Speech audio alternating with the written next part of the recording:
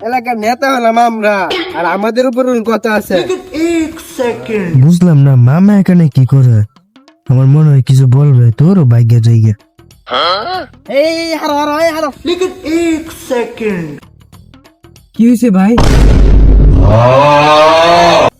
তোর কা ভাই লাগে না, তোর কাকা লাগি। না সরি কাকা, সরি।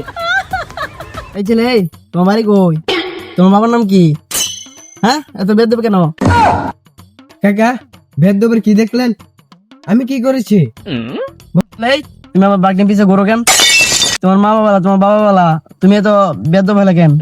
হ্যাঁ, তোমার বাবা তার বিচার দিবন। আরে মামা শ্বশুর, আপনি ঠিক জায়গায় ধরতে পারছেন। আমার আম্মা ভালো, আমার আব্বা ভালো, আমি আরো বেশি ভালো। আমাকে আপনারা চিনেন না।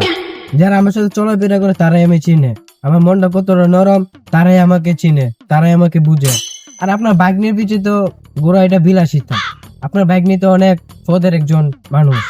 আপনার ভাগ্নি ভালো, আপনার ভাগ্নি বোন ভালো, আপনার শ্বশুর সবাই ভালো, কিন্তু আমি খারাপ। তো ভালোবাসা দেখ তোর মামা, বুঝছেন না? তাই বেশি গন্ডগোল হয়ে যাচ্ছে।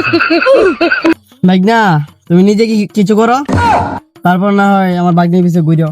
সমস্যা নাই, তুমি নিজে কামাই করো, তারপর আমি নিজে বিয়া দিব তোমার সাথে, আমার বাগনির সাথে। মামা, জীবনে একা প্রতিষ্ঠিত হওয়া যায় না। মামা, আপনি আমার চোখ খুলে দিয়েছেন। আপনাকে কি বলে ধন্যবাদ দিব আমি নিজেও জানি না। আপনি আমার চোখ খুলে দিয়েছেন। আমি জীবনে এমন একটা পর্যায়ে যে হারাইবো, আপনি আপনার ভাগ্নির যোগ্য হয়ে দেখাবো ইনশাল্লাহ।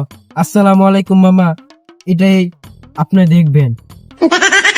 ওয়ালাইকুম সালাম ভাগনা, যাও ভালো থেকো, আবার দেখা হবে।